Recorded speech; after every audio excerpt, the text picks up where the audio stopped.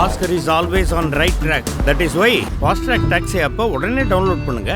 America Iran இடையே அணுசக்தி ஒப்பந்தம் தொடர்பான 2ஆம் கட்ட பேச்சுவார்த்தை என்பது வரும் 19ஆம் தேதி ரோமில் நடைபெற உள்ளது.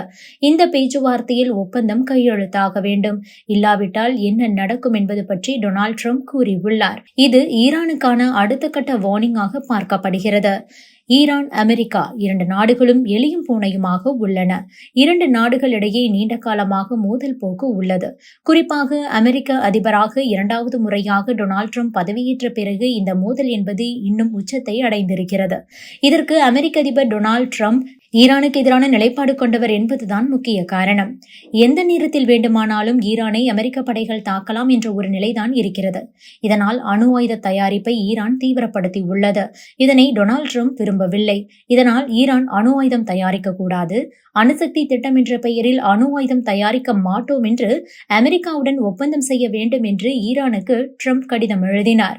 இதற்கு ஈரான் மறுப்பு தெரிவித்துவிட்டது. அதன் பிறகு டொனால்ட் ட்ரம்பின் தொடர் மிரட்டலை தொடர்ந்து கடந்த 12ஆம் தேதி 2 நாடுகளிடையே பேச்சுவார்த்தை என்பது நடந்தது. ஓமன் தலைநகர் மஸ்கட்டில் நடந்த பேச்சுவார்த்தையில் அமெரிக்கா சார்பில் மத்திய கிழக்கு நாடுகளுக்கான சிறப்பு தூதர் ஸ்டீவ் விட்ஸ்காஃப் மற்றும் ஈரான் சார்பில் அந்த நாட்டின் வெளியுறவுத்துறை அமைச்சர், ஓமன் நாட்டின் வெளியுறவுத்துறை அமைச்சர் ஆகியோர் கலந்து கொண்டனர். ஓமன் நாட்டு தலைவர் தான் மத்தியஸ்தம் செய்தார். இந்த பேச்சுவார்த்தை ஆக்கப்பூர்வமான முறையில் நடந்தது. இருப்பினும் எந்த ஒரு உடன்பாடும் எட்டப்படவில்லை, ஒப்பந்தமும் கையெழுத்தாகவில்லை. ஆனாலும் கூட 2 நாடுகளிடையேயான தொடர் மோதலுக்கு நடுவே இந்த முதல்கட்ட பேச்சுவார்த்தை என்பது 2 நாடுகளிடையிலான உறவில் ஒரு பாசிட்டிவான அப்ரோச்சை ஏற்படுத்தி இருக்கிறது. இதனை அடுத்து 2ஆம் கட்ட பேச்சுவார்த்தை என்பது ஏப்ரல் 19ஆம் தேதி நடைபெற உள்ளது. இந்த 2ஆம் கட்ட பேச்சுவார்த்தை ரோம் நகரில் நடைபெற போகிறது. ஈரான், அமெரிக்க பிரதிநிதிகள் இதில் கலந்து கொள்ள உள்ளனர். அமெரிக்கா சார்பில் மத்திய கிழக்கு நாடுகளுக்கான அமெரிக்காவின் சிறப்பு தூதர் ஸ்டீவ் விட்ஸ்காஃப் உடன் துணை அதிபர் ஜே டி வான்ஸும் இந்த பேச்சுவார்த்தையில் பங்கேற்க உள்ளதாக கூறப்படுகிறது. ஈரான் சார்பில் வெளியுறவுத்துறை அமைச்சர் சையத் அப்பாஸ் அராக்சி பங்கேற்கலாம் என சொல்லப்படுகிறது. இந்த நிலையில்தான் ஈரானுடனான பேச்சுவார்த்தை குறித்து அமெரிக்க அதிபர் டொனால்ட் ட்ரம்ப் கருத்து தெரிவித்துள்ளார். அதாவது, அமெரிக்காவுடன் அணுசக்தி ஒப்பந்தத்துக்கு ஈரான் ஒப்புக்கொள்ளாவிட்டால் ராணுவ நடவடிக்கையை ஈரான் மீது எடுப்பீர்களா என்ற ஒரு கேள்வியை அவரிடம் கேட்டிருக்கிறார்கள். அதற்கு டொனால்ட் ட்ரம்ப் என்ன சொல்லியிருக்கிறார் என்றால், ஈரான் அணுசக்தி ஒப்பந்த விவகாரத்தில் தாமதமாக ஒவ்வொரு விஷயத்தையும் செய்து வருகிறார்கள். இது தொடரக்கூடிய பட்சத்தில் ஈரானின் அணுசக்தி நிலையங்களை குறிவைத்து ராணுவ நடவடிக்கையை எடுக்க கூட நான் தயங்க மாட்டேன். ஏனென்றால் ஈரான் அணுசக்தி திட்டத்தில் அணு ஆயுதம் தயாரிப்பை நோக்கி செல்கிறது.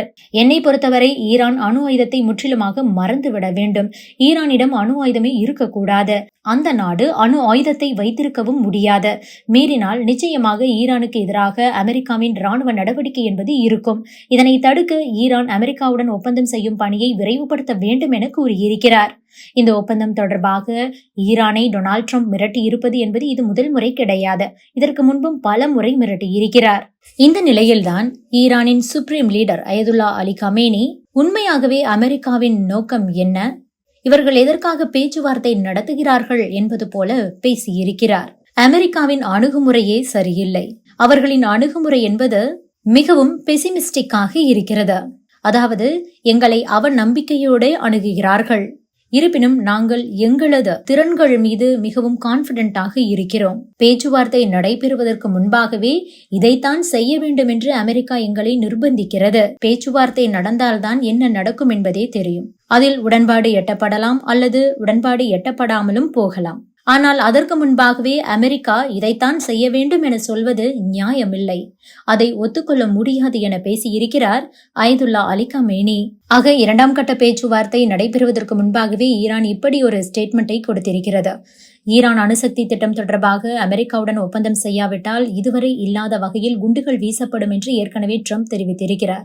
மேலும் ஈரானை தாக்கக்கூடிய வகையில் மத்திய கிழக்கு பிராந்தியத்தில் உள்ள தங்களின் படை தளங்களில் அமெரிக்க வீரர்களையும் போர் விமானங்களையும் குவிக்கிறது. இதற்கு பதிலடியாக அமெரிக்காவின் படைத்தளங்களை குறிவைத்து ஈரான் ஏவுகணைகளை தயாராக வைத்துள்ளது. இந்த பதற்றத்துக்கு நடுவேதான் 2 நாடுகளும் முதற்கட்ட பேச்சுவார்த்தையை முடித்திருக்கிறது. இனி அடுத்ததாக 2ஆம் கட்ட பேச்சுவார்த்தைக்கு 2 நாடுகளும் தயாராகி வருகிறது. Oscar is always on right track. That is why Fast Track Taxi அப்ப உடனே டவுன்லோட் பண்ணுங்க.